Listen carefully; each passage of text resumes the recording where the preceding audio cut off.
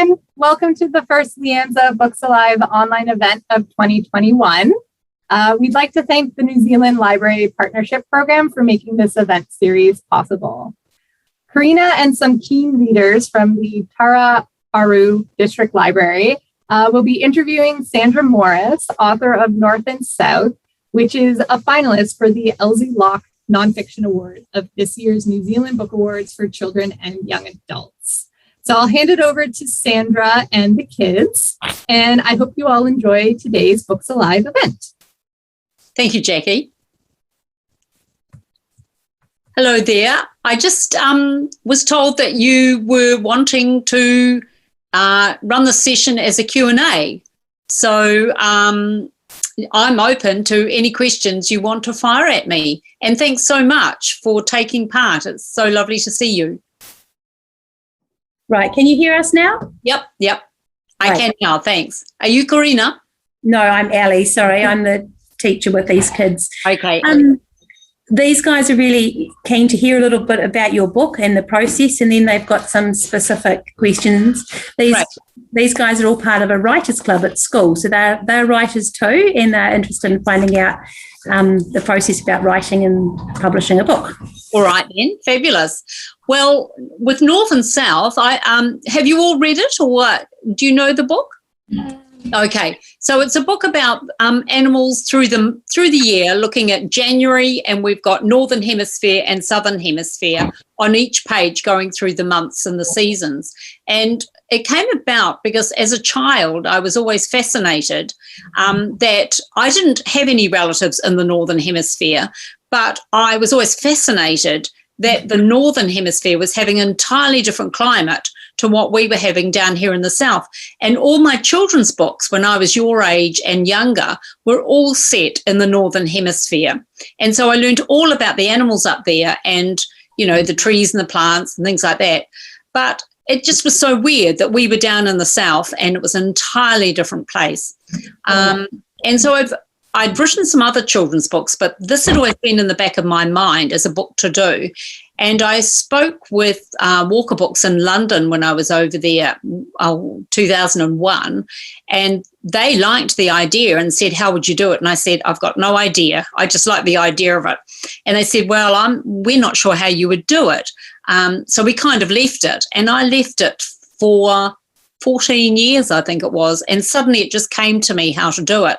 And I think it was because David Attenborough, who really does inspire me with his documentaries, he did a program on animals through the year. And then I discovered I had a book by Reader's Digest, a very old book, on animals through the seasons. And I thought, well, I'll just, see what I can do. So I started reading, and I was coming at it probably from your level. I didn't know a lot about these animals. And I thought, as I was reading, gosh, this is really exciting. I can just see how this will work now. And I had come across a wonderful illustrator, you might know her, called Melissa Sweet, who uses a lot of lovely creative typography as well. And I thought I'd really like to incorporate that into the layout of each page. So I had a lot of hand-coloured lettering, and I made a list of all the animals I'd like to include and more, and the publisher actually helped me select the final list. And we tried to represent as many countries as possible and as many different animal species as possible. And I just loved the research. And the frightening thing was the statistics on some of these animals is that they're really going down in numbers. And one species I started researching, got terribly excited about, I found is actually extinct. And that was the golden toad of Costa Rica. And it was a fascinating story because the male collects around the males all collect in a ring around the pond at nighttime in spring, and they all sing to the females, and the females come down. And so they're making themselves very vulnerable. And I thought, gosh, that would be a beautiful picture of these golden frogs all around in the moonlight. But sadly, I couldn't do it because those frogs are those toads are no longer with us. And as I read through, as I was researching, as I said, I was finding that, you know, a lot of the numbers are going down for some of these species, and it's got even worse now because of what we're doing to them with climate change. We're forcing them into conditions that they won't adapt quickly enough if we don't make a change. So I thought it was a really good book to get out there. For the pictures, I did a lot of research, picture research. I had heaps of books out of the library, lots of overdue finds, and I just surfed the internet. And now what I've started doing is sketching from live videos because, you know, I couldn't see these animals in real life. A lot of them, you know, like the snow leopard, the dormouse, all those creatures. I mean, they're not in this country, and I couldn't afford to travel all over the world to draw them because I really do like drawing from life. So what I do now is download videos. And the wonderful thing about videos is that you get the practice of drawing the animals moving quickly, which you know, it just makes your drawing a lot more spontaneous, very scribbly, but a lot more spontaneous. And you can freeze the motion. And so you've got the animal fixed in any pose, you know, like it might be doing a jumping scene. And so you can freeze it all the way, and you've got perfect, you know, visibility of these poses. So it's actually better than being out there in real life where we still can't freeze the action in real life. So just a wee hint is if you do like drawing animals, that's a really good way to do it because you've got them moving where you've got the quick drawing if you want to, or you can freeze it in a frame and you've got the finished thing. So I'll just show you, I found a video of the macaques from my book. Macaques, the Japanese macaques are in the northern part of Japan. They collect in thermal pools in the snow, and I found some fabulous YouTube videos, and these are just some quick sketches I made from the video, some of them while the animals are moving and some of them I froze the action. So you'll find they're not perfect drawings, but it gives you an understanding of how that animal moves around, and then you can work up your finished illustration. And so that became this one, which I did a series of rough layouts and things, but that became this one here, that one there. And you'll see when I did this book, I tried to think of different ways of laying it out, designing it that would be really interesting rather than just north on the left, south on the right. So composition, you know, the design of the page is really important. And so with this one, I had a bit of fun really, because you'll see the macaques are on the band of hemisphere that I've put there, and they're leaning over watching the flamingos down in the southern hemisphere. So, I mean, really they won't be doing that, but just for the page layout, I played around with sort of compositions like that.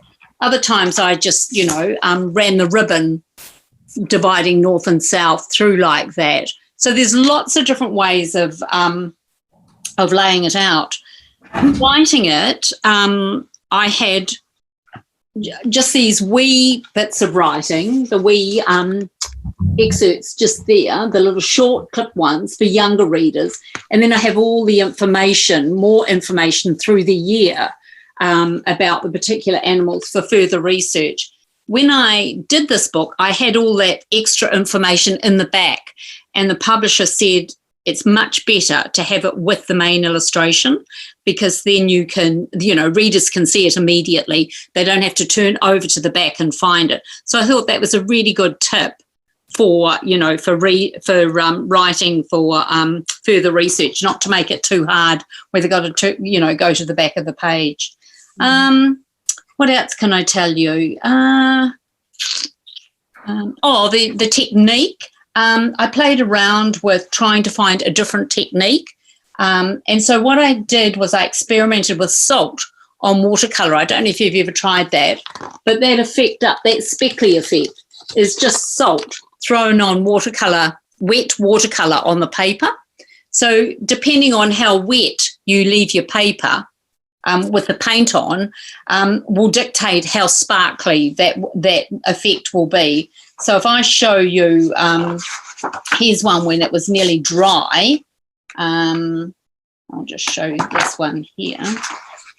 Okay, so the green with the caribou at the top, you can see that's just tiny speckling, almost like little daisies. Whereas if you compare that with this one,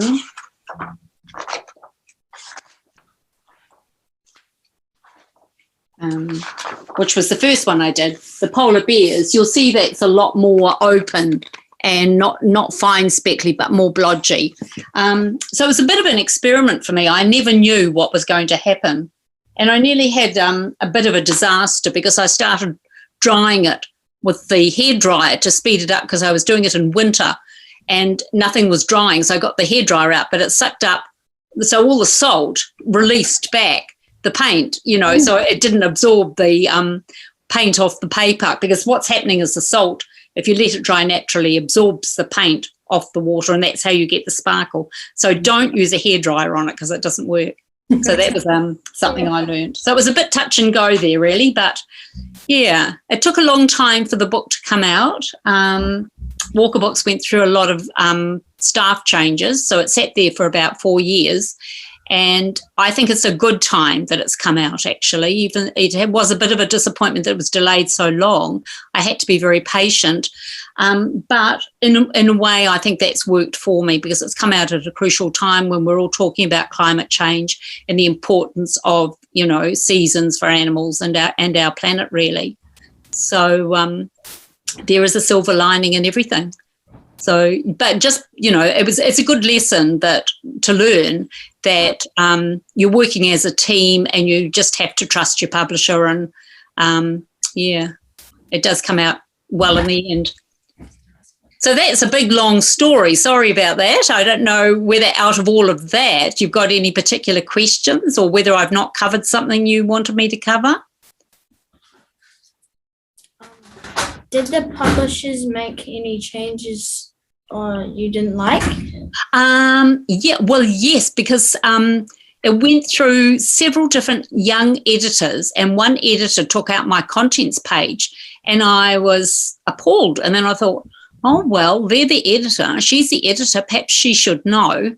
And then when it was taken over by a really good editor and a good designer, they said, didn't you give them a contents page? And I'd said, oh, well, it was taken out. So it's good to speak up, It's I think it's silly to think that somebody knows more than what you know about your book. It's good to say things, I should have said, well, really, I've got to have a contents page. It's important for children to have a contents page. So that was the main thing. The other change that was made was I had to make a compromise because I had all this coloured lettering. And I don't know if you know, but when a book is bought by a foreign country and translated, they have to translate all the words, and even your coloured lettering has to be translated. And so a book is made up of 4 colours in the printing. So it would be too expensive to do all that lettering separately again, paint it all out, and painted in the new language. And so we had to do away with all the coloured hand lettering and use just black and white so that it would be more marketable to foreign countries. So it wasn't really something I didn't like, but it was just something I realised I had to make a compromise on. Yeah. How many countries did you sell the book to? Oh, well, at the moment, it's just in New Zealand, America and Australia. So I haven't heard whether Britain are going to take it. And we're hoping other countries like Japan, China. I mean, I don't know where else Walker Books are going to try. But I know it is coming out in paperback next year. But I don't know if it's coming out in any other languages next year. I haven't heard anything yet. Good question. Thank you. What do you do when you're stuck? When I'm stuck for an idea or stuck with painting, I leave it. I go off and do something entirely different. And because the harder you try, it's no use just sitting at your desk and looking at it. Go off and do something, clear your mind. And I used to say that to my brother, who used to do a lot of writing, and he said, I just go off and mow the lawn, or I go for a walk. And it's a really good idea. Just get out of where you are and go for a walk even, something like that, somewhere that relaxes you. and then your mind can start, sort of flowing again. I think the more stressed you get about it not working, the worse it gets. Yeah. Did you do the words or the pictures first? Oh, good question. The words probably, yeah. Well, I worked out a little bit of both. I kind of worked out what I was going to say in that wee small area of text and did the illustration. Then I found all the extra research about those particular animals and then did the writing then. So it was a wee bit of toing and froing. Oh, yeah. When and where did you write? When and where? Up in Auckland, I wrote it in my lounge. I was up there and I got a lot of it done, and then they said, oh, we can give you another year. And I said, I want to get it done before I move, because I was moving down to Wanganui. So I got the whole thing done in a year. And then it sat, as I said, for about 3 or 4 years before it actually finally came out. But yeah, I was quite pleased. It was like I worked consistently at it every day. I worked 3 days a week in another job, and I worked at this pretty well consistently, researching and getting it all together and then painting it. And yeah, so it was a lot of work. Yeah. Of which of the animals, what was your favourite?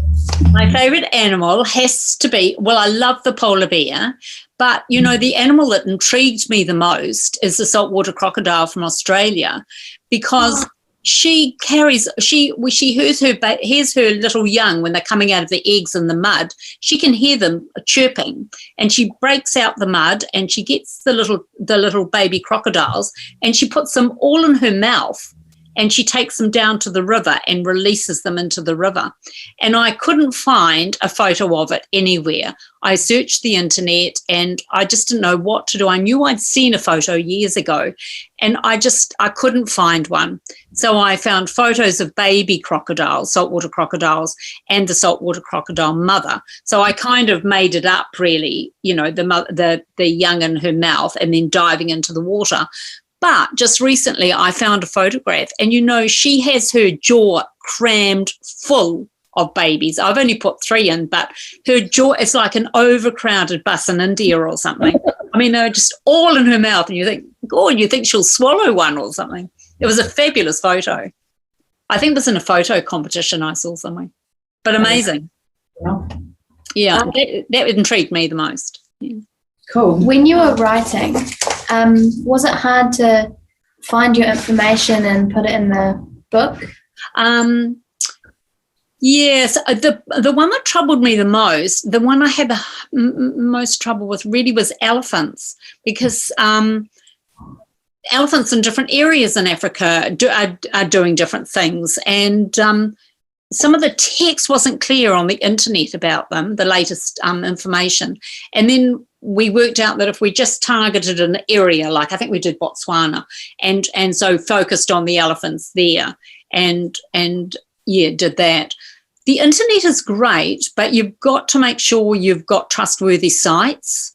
Some information is erroneous, so you've got to make sure you've got a good website that you're researching from. But somebody said to me the best way is to always put in the Latin name of the animal or the species, and then you've got something authoritative. Because, if you look up Google Images, you can put in giraffe and you get lions and tigers, all sorts of things under giraffe. I mean, it's just crazy. So if you put in the Latin name, you get, you should get the accurate thing. Yeah. Thank you for having us. Oh, thank you for having me. So what are you writing? Are you writing anything in particular? At the moment, we're trying to write a newspaper to enter in a competition. Oh, brilliant. A newspaper of different stories and articles and things, is it? Yeah, in our community. Oh, for the community. And what's the competition? 1 times age. It's what? Sing it, I think. Yeah. The Wairarapa times age. Oh, okay. Yeah. Oh, that's fantastic. Good luck. When's your deadline? September 20th of 10th. And are you all writing something, are you? Yeah. Yes. Right. Are you going to do any pictures with it? Yeah. Yes. Drawings or photos or both or what? I think it's Photos. photos. Yeah. And we'll be designing banners. Oh, you're designing banners for it as well to go in it. How fabulous. Gosh, and is this through, is this other schools as well doing this or? Yes, it's like a competition. All in the wire wrapper. Oh, how fantastic. I don't get the wire wrapper paper here, I don't think. I hope you do well. And do you know how many schools are taking part? About 40. Oh, my goodness. And is the whole paper going to just be all of you guys, all of your schools, all the schools?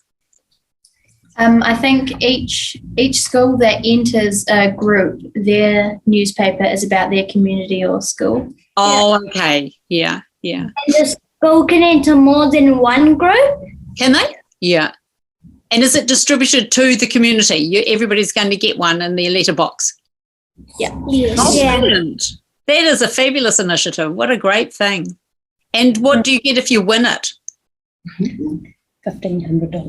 $1,500. Oh, you better take your teacher out to lunch for that. That's great. It's Claire here. Hello. Hi, Claire. Claire here. And just say thank you. These guys have to get going because they've got school buses to catch. Oh, okay. So we're going to have to wind up and let them take off. But that was wonderful. Thank you so much. Oh, good. Well, it was so fabulous to meet you all, and you asked really good questions. So I hope that's helped you, and good luck with your big competition. Okay. Thank you. Thank you. Bye-bye. Bye. Bye-bye. All right. I'll just do that. Well, thank you, Sandra, and everyone from the library. Everyone had fabulous questions, and I loved your answers. They did have good questions. That was brilliant. Yeah. And thank you for everyone who has joined us today in the audience, too. We hope you enjoyed our first Books Alive online event, and I hope you'll join us for the rest throughout the week and next week. Thanks. Thank you. Thanks, Jackie. Bye. Bye-bye.